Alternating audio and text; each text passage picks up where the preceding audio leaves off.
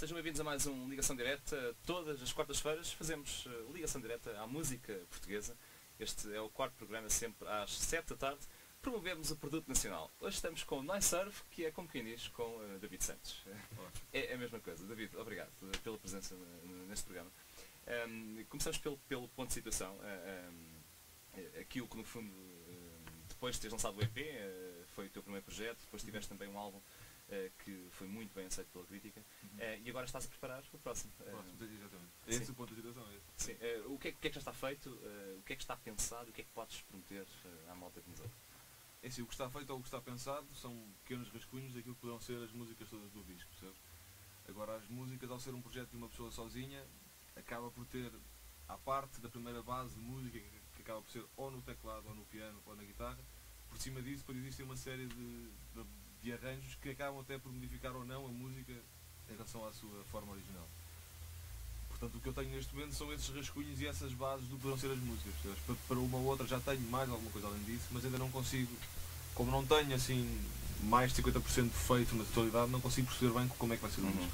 Então eu acho que as pessoas podem esperar que a partir de será uma coisa não igual ao anterior, mas na mesma linha. Já que eu ia perguntar isso mesmo, na mesma linha, muito na mesma linha, algo diferente, por exemplo, até a nível da criatividade que colocas, não só em palco, como também a questão do grafismo, a questão dos desenhos que vão sendo feitos atrás de ti, por exemplo, a questão de utilizar novos instrumentos, um instrumento novo, ou dois ou três. É assim, há sempre instrumentos novos a usar, porque eu vou comprando instrumentos também à medida que o tempo vai passando. Portanto, e uma das coisas que costumo fazer, para o bem e para o mal, é sempre que compro um instrumento novo, gosto sempre de pô-lo na próxima música. E depois tem o problema que ao ouvir tem que sempre levar mais coisas do que na vez anterior, não é? Portanto, eu acho que automaticamente por aí as músicas novas terão sonoridades ou sons de instrumentos que não existiam nos discos anteriores. Agora, acho que tanto em termos do grafismo, como da ideia das próprias músicas, como do conceito das próprias músicas, a minha ideia, eu não penso muito se vai ser igual, coerente ou não coerente, mas automaticamente se passou 2 anos desde o último disco, em 2 anos a pessoa não muda assim tanto, e como aquilo sou eu próprio, claro, será mais ou menos coerente com o que tem sido a fazer. Agora, terá que ser ligeiramente diferente, porque eu também estou mais velho, não é? Exatamente, acho que sim. A Bárbara está maior também. Sim. Não, às vezes está bem. Já tive medo.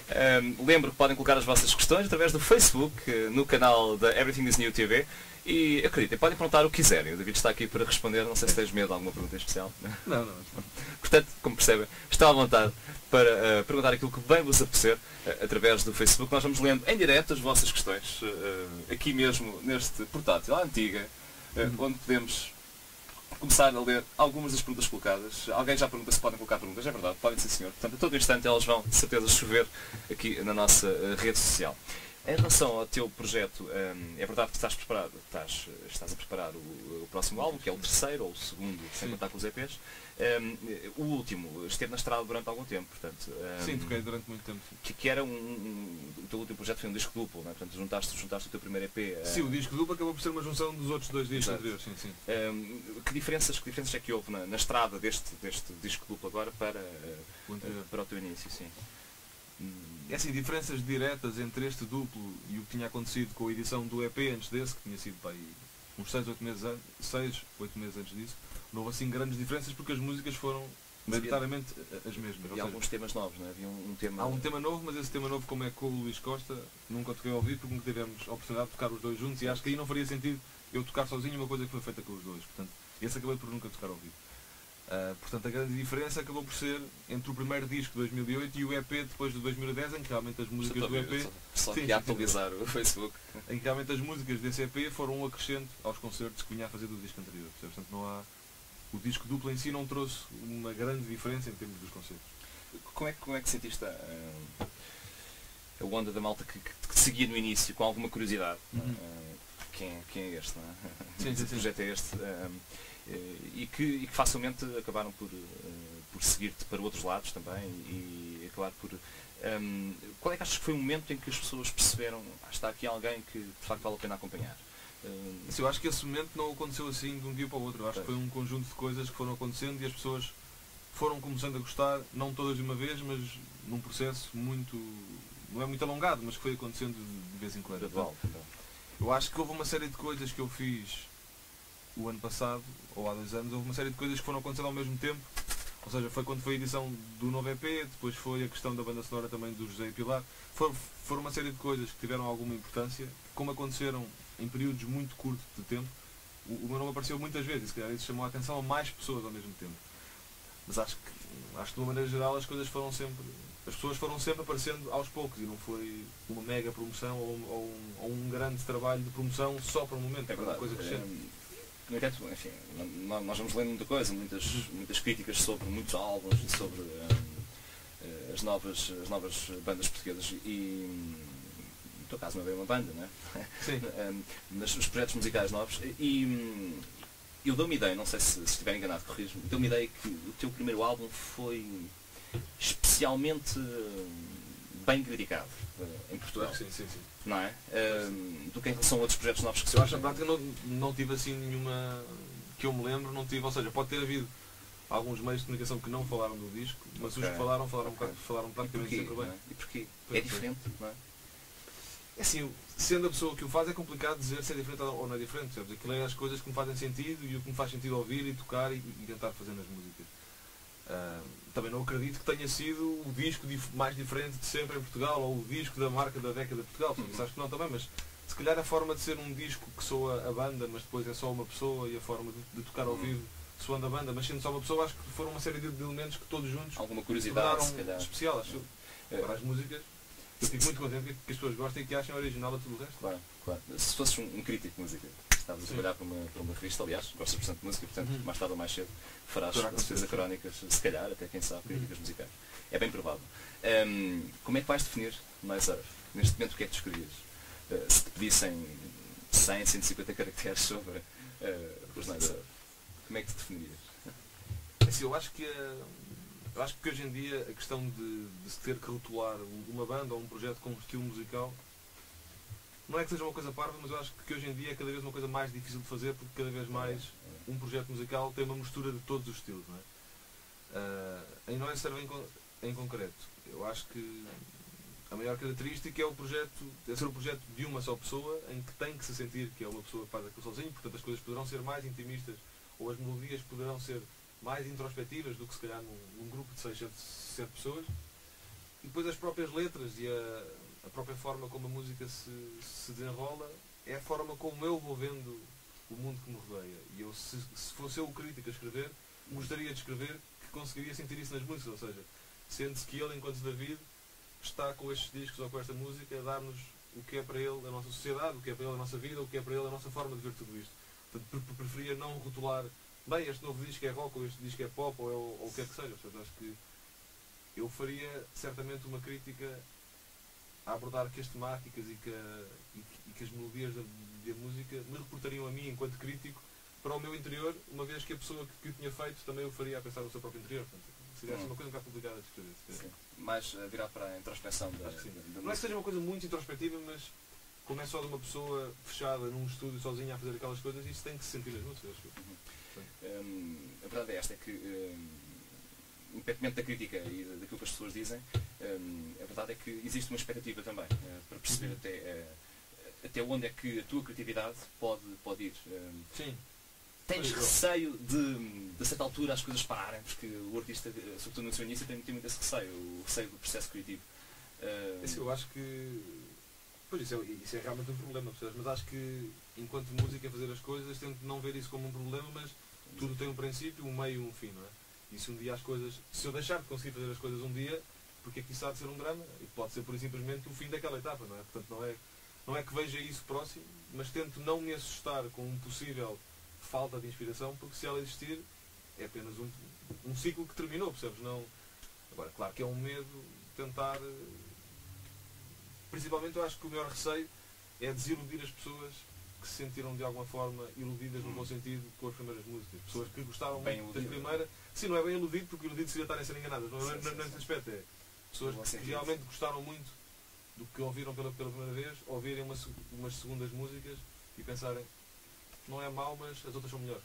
Gostava que isso nunca acontecesse. E gostava de ter a noção de em que ponto é que estarão as músicas que eu estarei a fazer nessa altura. Imagina, este próximo disco, espero ter a noção, não tem que ser melhor que o antigo, mas não pode ser muito pior ou não pode ser banal o suficiente para ser menos importante que o outro. As coisas não têm que ser sempre a subir, deverão ser sempre pelo menos o mais estável possível. Sim, preocupas-te QB com esse sim, desafio. mas também acho que, como eu estava a dizer há bocadinho, a música para mim é a forma de eu transpor para a música aquilo que me rodeia, não é? Eu também não posso inventar aquilo que me rodeia, ou não posso modificar isso em prol de uma ascendência cheia de criatividade. Quer dizer, não sei, eu acho que tento não pensar muito nisso. Espero que não aconteça essa falta de criatividade. Mas... Em relação aos instrumentos, há pouco falámos, houve um, o Omnichord, não é? Que compraste no eBay, não é? Eu já comprei vários no eBay. Pois, mas esse em especial, numa das entrevistas que vi que deste recentemente, não sei bem se foi recentemente ou não. Sim. Na verdade, tudo em ti é recente, não é? Sim. A nível de mais arte, não é? Em que dizias que era um instrumento mais específico, mais especial, aquilo que talvez gostasses mais. Há algum que gostes mais importante do que esse? Não, acho que não. É assim, não é porque... Eu acho que é o que gosto mais porque foi aquele que quando o descobri e o quis comprar, foi aquele que não é que tenha dado mais luta, mas que quando o vi pensei, epá, nunca tinha visto isso, percebes? Gostava muito de Para quem não sabe já agora, é um como é que é o Omnichord? Aquilo é como se fosse uma simulação de uma harpa digital. Não, quer dizer, aquilo é uma simulação de uma harpa normal, mas em formato digital. Em que a pessoa escolhe o acorde que quer nos botõezinhos que tem e depois aquilo tem um género de um sensor onde a pessoa passa com o dedo e aquilo percorre todo o arpejo daquele acorde. Mas o som é como se fosse uma harpa, estando a tocar uma harpa, mas num som digital. Mas acaba por ser um som, além do som eu achar diferente de tudo o resto, e por isso também bonito, por ser especial, não é? O próprio instrumento em si tem um formato diferente dos outros, e quando eu comprei, foi assim a maior luta em termos de eBay que tive, porque os instrumentos, os Omnichords são relativamente caros, e eu para conseguir arranjar um relativamente barato foi uma grande... foi muito difícil, percebes? A nível da adesão das pessoas, da malta que começava a ouvir o teu som e o boom foi feito muito através da internet também, não é? Sim, acho que sim. Maioritariamente acho que sim. Sim. Apostaste no YouTube, apostaste no MySpace, apostaste em plataformas?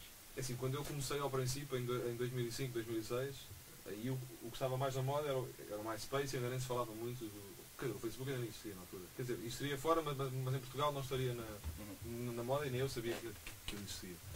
Mas eu nunca pensei muito também, bem, agora vou usar esta plataforma ou aquela plataforma porque é o que está na moda. Eu precisava de ter um sítio onde pudesse mostrar as minhas músicas às pessoas. O MySpace existia com essa finalidade, então pus as músicas no MySpace. Depois, quando apareceu o YouTube, comecei a ter gravações de concertos e faria-me sentido ter esses vídeos na internet, então por que não usar o YouTube? E de repente, mais para a frente, com o aparecimento do Facebook, percebi que além das músicas e dos vídeos dos concertos, eu podia também ter uma ligação mais próxima com as pessoas, em que podia pôr, não um vídeo de um concerto, mas pôr uma coisa que me lembrasse, então criei o Facebook. A malta respondia, a malta... Sim, acho que sim. Sentias logo. E amigos mais próximos, também sentiste apoio por parte deles? Havia ali... É assim, eu acho que qualquer banda ou qualquer projeto musical, o princípio e aquilo que define quase tu continuares ou não continuares a fazer, são muitos os teus amigos, porque nos primeiros, se calhar, 20, 30 concertos que tu dás, estão sempre 40, 50 pessoas que acabam por ser sempre as mesmas, que são os teus amigos, que estão ali sempre para te ver, porque sabem. Portanto, eu acho que, nesse aspecto, não é que tenha sido um privilegiado ou não, mas não me posso queixar. Os meus amigos iam quase a todos os concertos. Hoje em dia, se calhar não vão a tantos, porque já foram a muitos, mas no princípio foi... Às vezes eles foi... Temos já uma pergunta. Nós, movimento. A pergunta é... as músicas Noise Earth são diferentes e tocam as pessoas de quem as ouve. A minha pergunta é... em que se baseia a sua música? Como é que descobriu que podia fazer música com qualquer coisa, instrumento, portanto, que fizesse um som? Essa ideia de poder usar qualquer instrumento ou qualquer coisa que faça som veio muito por eu fazer as músicas num género de um anexo de casa que tenho, que depois agora chamo um estúdio, porque já tem um forro e já parece mesmo um estúdio. Tu gravas lá? Gravo tudo em casa, sim. Em casa, nesse sítio que agora já lhe chamo de estúdio, porque já tenho as condições suficientes para fazer. Mas a parte de poder usar mais coisas do que apenas os instrumentos normais, é porque em vez de ser uma banda em que a pessoa chega à sala de ensaios com a guitarra e tem que estar presa àquilo, eu estou ali numa sala, mais ou menos, se calhar de 4 metros por 4 metros, ou de 5 por 5, em que tenho uma série de coisas em todo o lado, quer instrumentos musicais, quer máquinas de escrever, quer máquinas fotográficas, uma série de coisas. É o teu ninho. Portanto, quando estou a tocar uma base musical, tenho sempre uma rotina de olhar à volta e ver tudo o que lá está, e muitas vezes ponho a coisa em repeat a tocar e vou experimentar tudo o que está à volta, e assim consigo perceber.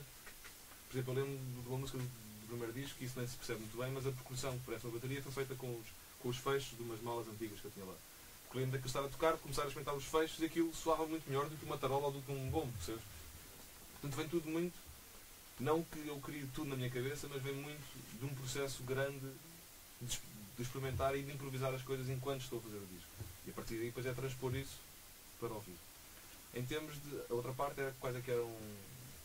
Como é que descobriste que se podia fazer música com qualquer coisa, um instrumento? Pois eu acho que a relação foi essa, ou seja, quando se começa uma coisa sozinho, a pessoa não se prendendo muito só a um instrumento, automaticamente procura à volta todas as coisas que possam fazer som. E até máquinas fotográficas. Sim. Elas fazem isso. Sim, mas acho que a ideia é essa. Se a pessoa não puser barreiras àquilo que está a fazer, automaticamente, depois é um processo tipo em bola de neve, ou seja, a pessoa... Sim, será mais fácil. A pessoa depois olha para um sítio e vê aquilo e pensa, bem, aquilo pode ficar bem, quer uma porta a abrir e a fechar, quer uma janela, que qualquer coisa que faça som e que o som seja bom e que soe bem com a música, pode ser usado. Antes de Noise Earth, tiveste projetos, outras bandas, fala-nos delas. Estás ligado ainda aos You Can't Win, Charlie Brown, mas... Eles apareceram mais cedo, quer dizer, apareceram agora há 2 3 anos. Sim, portanto, entretanto, entraste nesse projeto, mas antes de Noise Earth, e, portanto, antes também dos You Can't Win, tiveste metido noutros projetos e a malta não sabe. Fala-nos delas. Como é que se chamavam? Qual era a onda musical, etc. É assim, as bandas eu comecei, acho que como toda a gente que hoje em dia está na música, ou tem a minha idade e que hoje em dia tem um projeto que não é que seja muito conhecido, mas que as pessoas já conheçam, acho que começa sempre tudo na altura do liceu. Portanto, as primeiras bandas que eu tive foram ali aos 13, 14, 15 anos, mas acabam por ser aquelas bandas em que tu tens uma banda se calhar durante uma semana, quase como as namoradas que se têm aos 12 anos. É aquilo. Ou seja, a pessoa que cria a banda, depois tens 2, 3 ensaios e depois, não sei porquê, ou porque temos um teste no dia a seguir, aquilo acaba por ir para o abaixo e depois acabas por juntar com outros amigos e crias outra banda que dura ali 2, 3 semanas. Portanto, eu entrei na parte da música mais a sério quando entrei para a faculdade. E aí, então tive essa banda, que estava a contar há bocado, com o qual fizemos ainda alguns concertos, ainda gravámos também uma maquete. Voz, como é que era? Aí tocava guitarra e voz, mas havia também um outro vocalista principal, quer dizer, éramos 2 vocalistas principais e tanto eu como ele tocávamos guitarra. E o nome era um He Said Quote, mas que nunca se tornou muito conhecido, mas que foi se calhar... E que tu fez, não? Portanto, não é assim, eu depois entretanto saí, mas eles continuam ainda. Okay. Mas entretanto também já mudaram de nome e depois também já têm mudado de formação ao longo do tempo. Okay. Mas sim, mas esse princípio foi muito importante, porque foi na altura em que eu também depois acabei o curso e que eu tirei curso de engenharia. Depois comecei a trabalhar na área de engenharia e quando a pessoa começa a trabalhar, depois de estudar acabas por estar ainda em casa dos teus pais, então o ordenado que tens, os primeiros 3 ordenados, aquilo vais à loja de música, pelo menos no meu caso, e compras quase tudo e depois à frente. Sabe? Portanto, essa banda que eu tinha foi um grande chamariz ou um grande ponto de motivação para eu comprar a guitarra que tenho hoje, para comprar os amplificadores que tenho, os pedais, todos os efeitos que tenho. Portanto, e começaste a sentir também assim a estar em palco Sim, eu acho que é tudo... As coisas não se conseguem explicar muito bem porque é tudo um processo, ou seja, quando a pessoa passado 10 anos olha para trás, parece que foi tudo muito rápido, mas quando se está a passar aquilo é um contínuo grande de coisas que te leva 10 anos depois a ter um conhecimento das coisas. Claro, quando saías de casa para comprar instrumentos, para gastar ordenados nisso, os teus familiares mais próximos achavam piada a isso? Tiveste o apoio? Sim. Sempre eles achavam que sim, valia a pena apostar na música porque tinhas talento? Sempre tive a relação do apoio de que faz sentido acabares o teu curso, faz sentido perceberes se realmente gostas ou não do curso, mas nunca aquela ideia de bem, deixa a faculdade e dedica-te por isso mesmo à música, porque eu acho que no princípio as coisas nunca são fáceis e a pessoa sabe logo o que é quer fazer na vida. Portanto, eu próprio, desde muito novo que vou a concertos e que vejo documentários de música na internet ou na televisão, que gosto muito e que um dos melhores sentimentos que eu sentia que queria ter era qual seria a sensação de entrar num palco e estar aquilo cheio de pessoas para te ver. Sobretudo o Coliseu dos Recreios, não é? Também, sim. Esse era o principal. Mas portanto, em relação aos meus pais foi sempre, assim, sempre tive um grande apoio e ainda hoje em dia também tenho uma grande ajuda e eles vão quase sempre a todos os concertos que podem e são grandes conselheiros também na parte de quando estou a compor o disco e quando já tenho algumas maquetes que são quase as primeiras pessoas em quem mostro e que se eles me dizem que não gostam mesmo de nada, aquilo é uma carga de trabalho para tentar provar que não está assim tão mal ou pelo menos para eu próprio me convencer que bem, eles podem não gostar, mas claro, porque é que eu gosto tanto, portanto tem um papel muito importante. Rita Andrade, que está ali, não é? Pode dizer, olá Rita. Olá Rita. Pergunta assim, David, porquê é que ainda não te convidaram para ir tocar no Alive no dia dos grandes Radiohead? De facto, para ti seria uma coisa. Se calhar não seria, não sei se seria, até poderia ser no mesmo palco, eu não sei se ainda há vagas para o palco principal do dia dos Radiohead, portanto não vale a pena entrarmos por aí. Sim. Pronto, que é o dia 15, até por acaso até acho que já sei, mas não vamos por aí. Mas de qualquer forma, podia ser privado. Já privaste com o Tom York? Não. Acho que é um dos teus Sim. Não gostava nada de falar com ele. Das minhas também. Se por isso falaremos depois. Agora, queres responder isto? Porque é que não te convidaram, Paulo? Eu não sei porque não convidaram. Se partisse de mim, teria sido convidado no dia a seguir a entrar a saber que estariam lá os Radiohead, por mim não teria todo o gosto, porque lá está, porque eu acho que os Radiohead são, dentro de 3, 4 bandas que eu tenho de eleição, são daquelas bandas que se calhar se elas não existissem, a minha forma de ver a música seria diferente.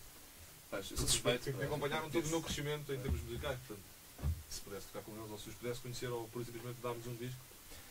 Tens já uma presença num festival este ano? Não, é garantido não. Ainda não tenho nada. Mas também, como tenho estado a gravar o disco, e não sei quando é que vai sair ou não sair, também não faz muito sentido ir tocar sem ter um disco novo. Portanto, essa é a questão, mas se fores convidado vais, não é? Sim, há um bocado, não é o timing certo, estiveste já em Paredes de Cor, estiveste no Ótimos Alive também. E tive no Superbox também no passado. Exatamente, portanto já percorreste um bocado. Sim, quase tudo, sim. Onde é que gostaste mais de tocar? Arrisco por perguntar isto. É assim, eu não acho que haja... Não pelo sítio, mas pelo público. É assim, em termos de público, se calhar o que poderá ter sido mais especial, ou que se calhar foi mais especial em termos de festivais, foi o Superbox porque toquei no palco principal e era no dia dos Portishead e dos Arcade Fire, portanto as pessoas estariam lá muito cedo para me ver a mim, mas também para ver aquelas bandas que queriam me ver, e eu dei por mim a tocar à frente se calhar de 15 mil pessoas, portanto nunca tinha tocado para tanta gente e nunca tinha tido a oportunidade de tocar se calhar num palco com um sistema de som tão forte em que a minha voz se ouvia, eu sentia que a voz estava a ouvir muito longe, portanto é uma... Para as pessoas que estariam a ver, que disseram que gostaram do concerto, foi um prazer ouvir, mas para mim foi um prazer enorme também tocar, porque era também para mim a primeira vez numa coisa tão grande. Tinhas o sonho do Coliseu, não é? Sim, como é que foi? Era aquilo que estavas à espera? Era aquilo que imaginavas quando eras puto? Tocar no Coliseu? É assim, eu acho que quando uma pessoa... Porque uma pessoa quando vai ver um concerto, imagina o concerto começa às 10 horas e tu chegas às 9 horas e tu entras às 9 horas na sala e estás pouco tempo para sentir que estás em casa, não é? Quando se toca num sítio desses, tu vais para lá muito cedo. Então aquele período em que se calhar chegaste às 10 da manhã e começaste a montar as coisas às 2 da tarde, todas aquelas horas que tu estás ali sozinho a ver as paredes todas, parece que de repente aquilo já é mais teu do que aquilo que era quando foste apenas ver um concerto. Portanto, quando toquei, não é que pareça mais pequeno, mas parece mais acolhedor do que quando vais ver uma banda. Portanto, quando fui tocar, não me assustou como eu esperaria que me assustasse por ser grande, porque já me sentia em casa quando estava a tocar. Claro. Em termos das expectativas, de ser uma sala muito bonita mesmo, em que quando está cheio, tu olhas para a frente e aquilo é uma coisa muito bonita mesmo, isso superou as... Quer dizer, não superou, era aquilo que estaria à espera. Mas percebeste também, não sei, mas provavelmente nesse concerto esteve muita gente a ver que não tinha ainda visto ao vivo. Sim, aproveitou o Coliseu sim, para te ir ver. Percebeste isso? Sentiste isso? É assim, o público maioritário que lá estava, como era para o projeto da Amália hoje, não tinha a ver com o meu público ou com o público que gostaria da minha música. Portanto, eu acho que, salvo poucas exceções, quase ninguém estaria lá para me ver, até porque grande parte das pessoas não saberiam que eu lá estaria, porque a promoção não foi feita com o intuito de que são os Amália hoje com a primeira parte do nosso cérebro. Era o concerto deles em que haveria uma primeira parte. Portanto, aí até foi uma batalha acrescida, porque eu tinha que conseguir, entre aspas, conquistar as pessoas que nunca tinham ouvido falar e que iriam ver um concerto. Assim, eu acho que sim. Porque sentir um filme, uma reação muito boa por parte das pessoas. Ana Catarina Silva, podes cumprimentar a Ana, que está ali. Quais são as tuas principais inspirações e influências musicais? Falámos de Radiohead já, não é? É assim, em termos de inspirações, era o que eu estava a dizer há um bocadinho. Eu acho que a inspiração maior, acho que é o meu dia-a-dia. Ou seja, eu acho que se um dia o dia me corre pior, ou se é um dia mais triste, pelo motivo que seja, à noite, quando estiver a fazer uma música, essa música será claramente mais triste do que uma música que surja num dia em que está muito sol e que tudo me correu bem, percebes? Portanto, eu acho que a grande... não é... De facto, tens músicas mais tristes que outras, não é? Sim, a grande inspiração eu acho que, quer dizer, mas muitas pessoas costumam dizer que as músicas são em grande parte mais tristes e não quer dizer que eu seja uma pessoa muito triste, percebes? Eu acho que, para mim, o estar a tocar dá-me prazer tocar, ou dá-me prazer fazer músicas quando elas não é que me soem parecidas com as músicas que eu gosto, mas que me deem o mesmo estado de espírito quando eu ouço músicas que gosto. E por uma razão ou por outra, não sei porque, as músicas que eu gosto mais são aquelas que poderão ser mais melancólicas, que me fazem sentir mais coisas. Portanto, a grande influência é o meu dia-a-dia com essa carga de melancolia que eu acho que vejo tudo assim um bocadinho dessa forma. Em termos de influências, eu acho que nenhum músico ou nenhuma pessoa que toque faz as músicas com o objetivo de ser parecido com aquelas bandas que gosta. Portanto, eu acho que em termos de influências não há influências que eu acho que são fugir, se calhar, um bocadinho. Sim, Eu, por exemplo, no meu caso, se há alguma música que eu faço que me pareça alguma coisa, eu quase que a mando fora, ou então faço tudo para que ela não pareça como estava a parecer, porque acho que não faz sentido tu usares coisas já feitas. Se bem que permite-me esta opinião, o palco de tempo, por exemplo, aquele grito contido, não é? Na parte final, que demora praticamente um minuto, tu estás com o som por baixo, aquele grito contido, é muito Tom York, não é? Não sei. Achei. Isso é fixe? Sim. Sim, mas dizer que é muito Tom York é diferente de dizer que é muito parecido. Quer dizer, não sei, já está a dizer que é muito parecido. Mas sim, não estou a dizer, não estou. Mas acho que essa é a parte positiva, se calhar, até porque é uma influência tua.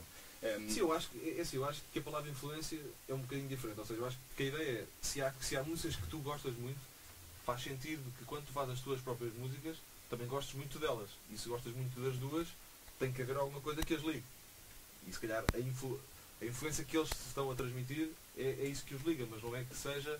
Bem, eu sou claramente influenciado pelo Radiohead porque eu uso as mesmas guitarras, uso os mesmos pedais, faço as mesmas melodias. Ele não tem máquinas fotográficas, nem omnicordes. Por acaso é capaz de ter. Deve ter omnicordes. Deve ter vários. A Ana Catarina perguntava as inspirações e influências musicais. Eu acho que, Ana, estás consideradas assim. Nuno Cabacing.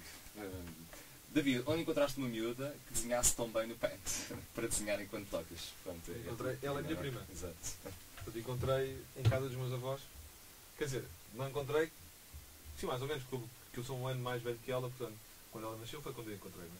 E depois, anos mais tarde, quando ela seguiu a veia mais artística, porque foi para a área das artes, e eu segui a parte mais, na altura de matemáticas, desde muito cedo que ela, em conversa comigo, me falava do seu gosto e paixão pelo desenho, não é? Portanto, quando gravei o primeiro disco e faria sentido arranjar uma capa para esse disco, pensei, por que não fazer ela a capa do disco? Quando ela fez a capa do disco, gostei tanto da capa do disco, porque não usar isto também ao vivo? E assim surgiu a hipótese dela desenhar ao vivo. E depois é uma coisa que, como somos família, né, quase como irmãos, a coisa foi continuando. Portanto, não tive que procurar muito para encontrar. Ela estava sempre ali. Era familiar e tudo. Quanto ao estrangeiro, já estiveste em Macau, estiveste em Nova Iorque, não é? Estiveste em Nova Iorque também, não foi lá num restaurante, não foi? Sim. Tipo, ler umas cenas sobre isso. Para além disso, já estiveste, enfim, não sei quantos concertos já fizeste na Europa, fora e pelo mundo. Até que ponto é que o teu projeto pode chegar lá fora facilmente? Pensas nisso?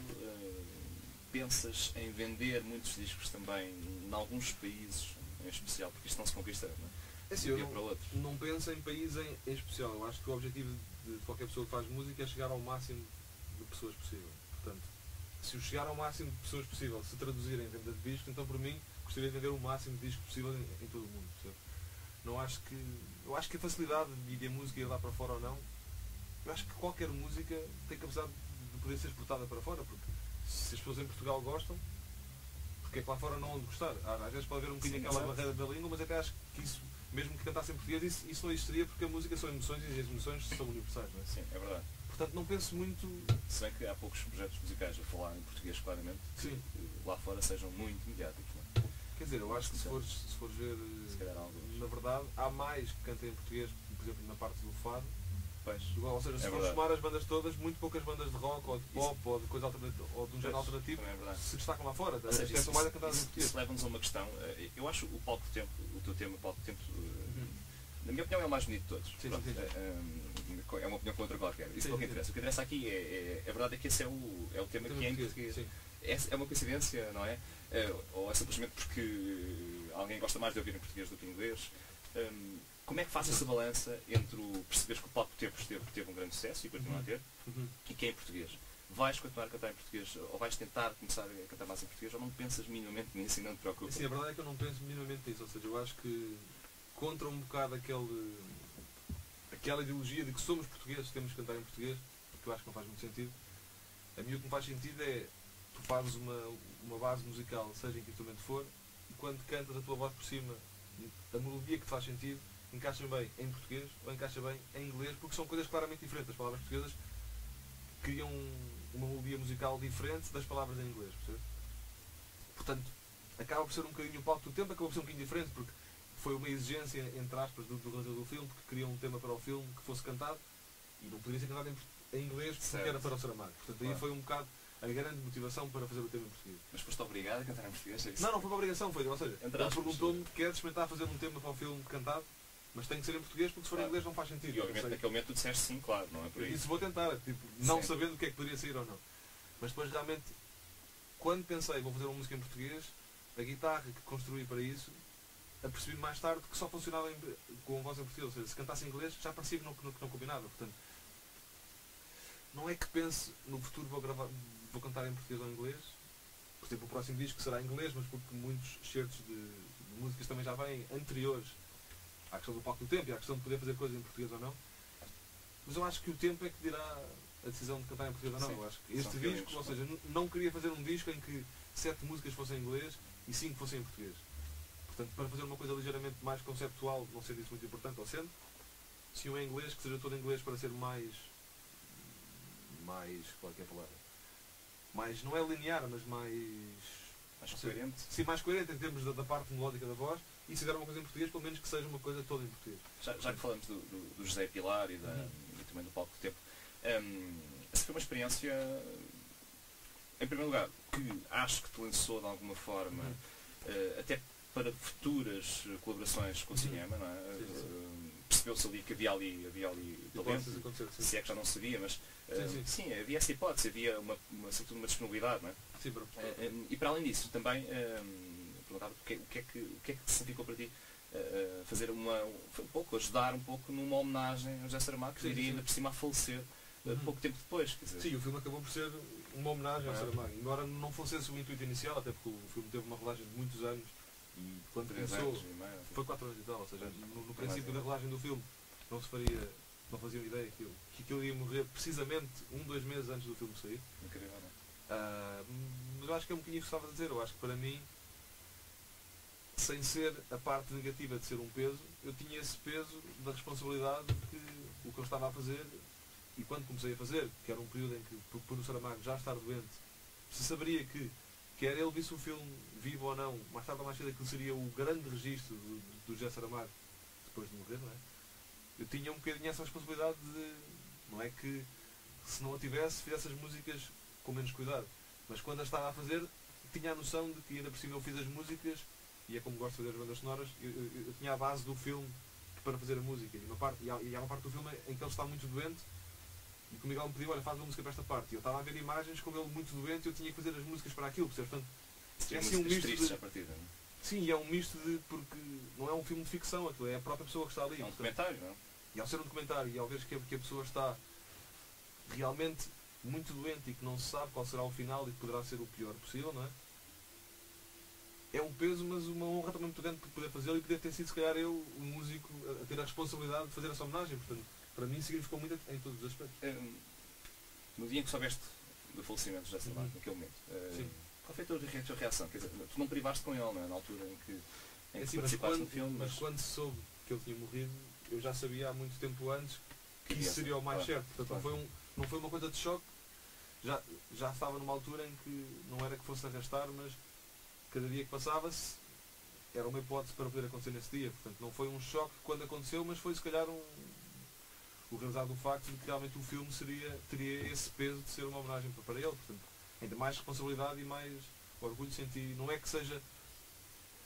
Não é orgulho, ou seja, não é pensar, bem, ainda bem que fiz isto, porque assim como ele morreu, eu tenho mais impacto. Nada disso, é tipo uma... Se bem que, e sem qualquer... Sim, mas não... A questão é, tipo, imagina, quando eu vi o filme e quando foi a primeira edição do filme no São Jorge, todas as pessoas que estavam dentro do filme, que foi uma coisa emocionalmente muito forte, porque tu tiveste 2 anos a trabalhar numa coisa em que quando está realmente feita, a pessoa que lá está já não está lá. E então quem está a ver, tu tiveste 3 anos a preparar aquele momento, entre aspas, daquela homenagem que estás a fazer, porque é uma coisa emocionalmente é pesada, sim, pesada no bom e no mau, mas é fixe. A repetir? Queres voltar a colaborar com o cinema? Sim, gosto muito. Tens algumas ideias? Por exemplo, tu próprio, não é sugerir os projetos, mas não, podes de facto sugerir, realmente. Sim, eu acho que qualquer pessoa que faça alguma coisa no mundo mais criativo, é sempre, a pessoa pensa sempre que gostava de fazer um disco, gostava de fazer um filme, gostava de fazer um livro, não é? Portanto, eu gostaria de escrever um livro um dia, gostaria de fazer um filme um dia, mas não sei sequer se tenho as capacidades para poder escrever um argumento que faça sentido, e neste momento, como tenho tanta coisa para fazer, não será claramente uma das prioridades, mas um dia pode ser que faça. Não digo que não, porque é uma coisa que... Ou seja, eu acho que tudo aquilo que tu possas usar para transmitir aos outros alguma emoção que tenhas ou alguma relação com o mundo onde vives. É sempre uma coisa E agora à distância, tens falado com o Miguel Gonçalves? sim, sim, sim. Sim, até porque o filme saiu naquela altura, mas foi uma coisa que tem continuado ao longo dos anos, porque a própria carreira do Saramago e o ser um prémio Nobel e os próprios livros dele, e o próprio filme e a banda sonora são coisas que não terminaram com o lançamento do filme. Tem tido um progresso, tem tido coisas muito contínuas. Portanto, estou quase sempre em ligação com o Miguel porque há sempre novas coisas, não para escrever novas músicas, mas há sempre pequenas adaptações às músicas que já existem, há sempre vontade de poder tocar o palco do tempo em qualquer homenagem que possa existir, toco sempre com todo o prazer. Portanto, e és convidado também sim, sim. com regularidade. Lembro que podem colocar as vossas questões, tudo o que quiserem, através do nosso Facebook. Da Everything is You TV está aqui o David Santos, como quem diz, Nice Surf, o projeto musical português que está aí para motivar a música portuguesa e também aqueles que acompanham o teu projeto. Por isso coloquem as vossas perguntas, até porque não temos muito tempo até ao final do programa. Já que estamos num canal de música, Everything is You TV, vês televisão, até que ponto nos teus tempos livres tens essa disponibilidade e o que é que gostas mais de ver? Gosto mais de ver, nem sei. Assim, normalmente a televisão, costumo usar a televisão quase como companhia, ou seja, em vez de estar a ver realmente alguma coisa que está a dar, mesmo no próprio estúdio ou quando estou no computador, a televisão é como a televisão acaba por estar sempre ligada, muitas vezes até em canais de notícias, mas o que as pessoas estão a falar é quase como se tivessem pessoas comigo naquela sala, então eu não estou tão sozinho. Por exemplo, agora há pouco tempo com esta questão das boxes que tinhas que comprar, não é? No estúdio eu não comprei essa box e nos últimos tempos que tenho lá para fazer o disco, como não tenho televisão, parece que estou muito mais sozinho do que estava anteriormente. Portanto, a minha relação com a televisão é um bocadinho essa, ou seja, não há aquela série ou aquele filme que eu não possa perder na televisão, mas por norma, se puder estar ligada, quase para fazer companhia, mas não há assim, prefiro ir ao cinema do que estar a ver filmes em casa, portanto não há assim uma coisa que siga.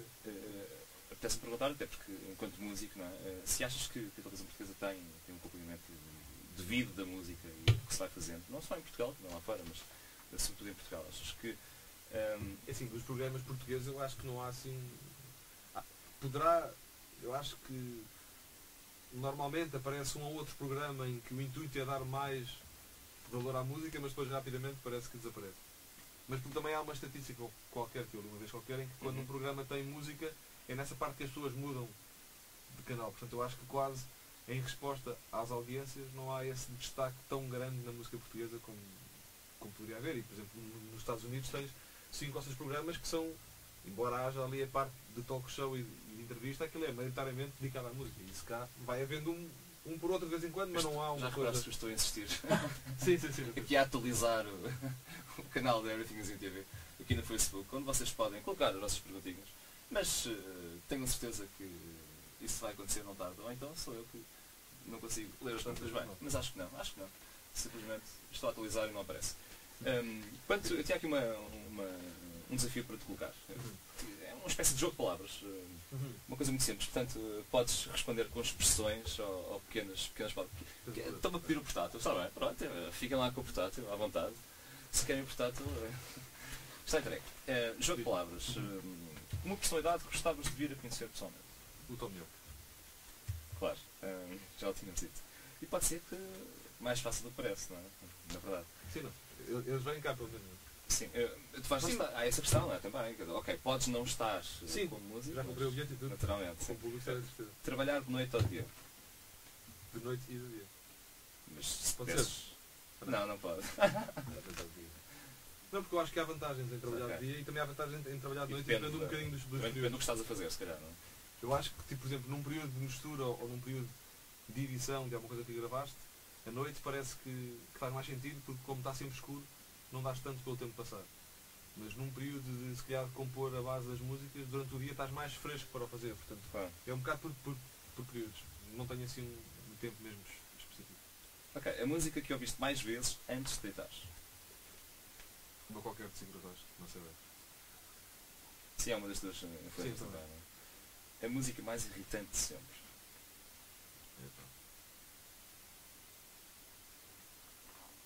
Não consegues ouvir, não? Uma qualquer do Henrique Iglesias, não sei. Do Henrique, não, do Rubio. Do Henrique, que é mais irritante, não é? Sim, o pai tem mais... Tem outra coisa, exatamente. Cinema ou literatura? Cinema. Claramente, não é? Sim. Festivais de música realizados em Portugal? Paredes de Cora. É o melhor? É. E de uma forma geral, os festivais de música? E temos um... Olha. E há aqui um acidente. Um acidente é a prova de como as coisas funcionam bem direto. Muito bem. Já dá. Temos aqui mais perguntas. Atenção. Mais perguntas, eu vou colocá-las todas. Epá, Tu não isto. estavas a encontrar então? Pá, não sei porquê, não é fácil de me dar. Bem, Ana Cunha. Ana Cunha pergunta, há algum concerto agendado para Coimbra? Não, agora não. Não há? Não. É assim, como estou na questão de gravação do novo disco, ainda não marquei muitos concertos. Ana, mas está para breve. Pode ser que. Vá lá, muito. Nos próximos tempos. Agora, eu estou aqui a rir porque estou aqui a ler as perguntas ao mesmo tempo. Temos pouco tempo. Luís Henrique, Nicer, sentes que fazes parte da música ou é a música que te observa e faz parte de ti? Luís, está ali, podes responder para ali. Eu acho que a música faz parte de mim, acho eu. Não que a música seja algo exterior a mim, que me consome ou que me conquista exterior a mim, acho que está dentro de mim, que acho que eu e a música, pelo menos eu tento que sejamos um só.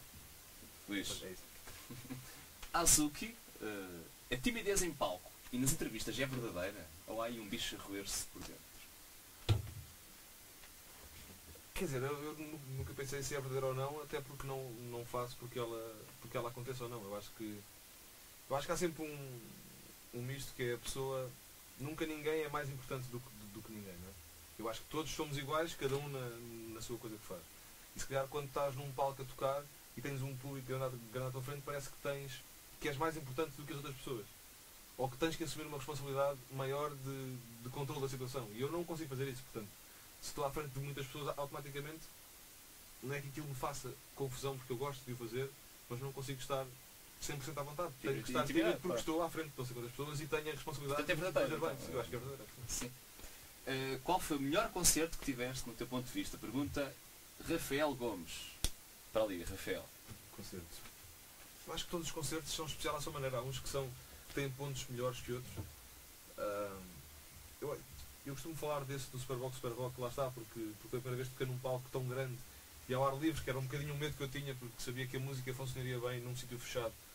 Mas até que ponto é que num sítio ao ar livre, em que as pessoas querem se calhar beber cerveja e ouvir música alta, como é que podia funcionar? Portanto, ter percebido que funciona bem foi uma conquista para mim próprio, mas depois todos os outros concertos que dei por Portugal e também fora, em pequenos auditórios, também são todos eles muito especiais, portanto não tenho assim um concerto. Lá fora qual foi o melhor? Qual foi aquele concerto lá fora, naquele país em que isto foi mesmo muito bom? Assim, um que dei em janeiro deste ano na Holanda, num festival, que é o Festival Eurosonic, em que toquei numa sala muito pequenina, quer dizer, dava mais ou menos para 200 lugares, e era um teatro pequenino e estava completamente cheio, acho que esse terá sido o melhor lá fora, acho eu. Marta Moura, olá David, parabéns pelo teu trabalho. Obrigado, Marta. Se pudesses escolher um artista, morto ou vivo, com quem pudesses tocar, quem escolhias? Eu aqui vou acrescentar... Sim, é o Tom York, tem que ser. Não, tirando Tom York, agora vou-te deixar com esta. Tirando Tom York, com qual deles gostarias de tocar? Eu gostava também de colaborar com o vocalista do Chico Rocha também. Portanto, Okay. acho que seria um deles, acho eu. Nélio Dias, já vi 2 vezes no iServe, portanto, a primeira no Superbox Rock e a segunda no São Luís.